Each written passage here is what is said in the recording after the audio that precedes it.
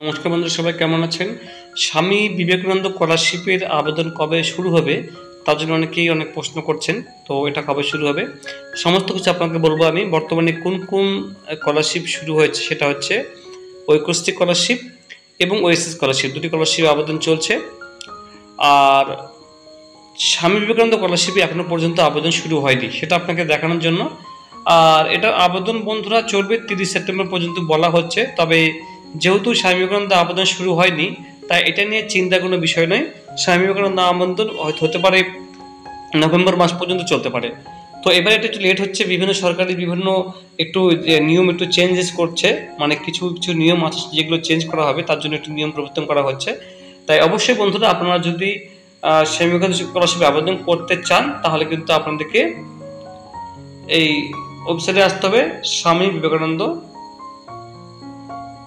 Scholarship SBMCM আপনি click করে দেবেন। এখানে আপনাকে আমি দেখে দিচ্ছি, এখানে এখনো পর্যন্ত আবেদন শুরু হয়নি। এখানে প্রথমত যখন আপনার ওএসসি স্কলারশিপের মধ্যে আপনাকে বিডিওর ইনকাম সার্টিফিকেট এখানে লাগবে না, তবে এখান থেকে আপনাকে ডাউনলোডে ক্লিক করে আপনাকে বিডিওর ইনকাম সার্টিফিকেটের যে ফরম্যাটটা, মানে গ্যাজেটেড এই অফিসারের যে সই লাগবে, সেই ইনকাম সার্টিফিকেটের ফরম্যাটটা আপনাকে এখান থেকে ডাউনলোড করে নিতে হবে। ডাউনলোডে গিয়ে আপনি এখানে দেখুন দেখাচ্ছে ইনকাম সার্টিফিকেট। তো এই সার্টিফিকেটটা আপনাকে ডাউনলোড করতে হবে। ইনকাম সার্টিফিকেট ডাউনলোড করার পর আপনি ওকে ক্লিক করে দেবেন। ওকে ক্লিক করার সঙ্গে সঙ্গে বন্ধুরা আপনাকে একটা ইনকাম সার্টিফিকেটের একটা ফরম্যাট আপনাকে শো করবে।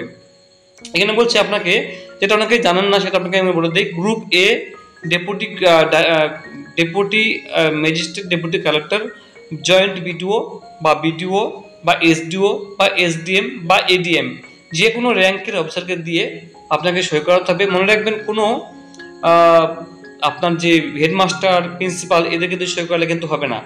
অথবা আপনি এক্সিকিউটিভ অফিসার, যদি আপনার মিউনিসিপ্যালিটি বাড়ি হয়ে থাকে, যদি আপনার বাড়ি মিউনিসিপ্যালিটি এলাকা হয়ে থাকে, সেক্ষেত্রে আপনি এক্সিকিউটিভ অফিসার মিউনিসিপ্যালিটি থেকে আপনাকে সই করতে হবে, বা এসডিও থেকে আপনাকে সই করতে হবে। কিন্তু আপনি যদি শহরের গ্রামে হয়ে থাকেন, সেক্ষেত্রে বিডিও বা জয়েন্ট বিডিওকে দিয়ে করালেও কিন্তু হবে।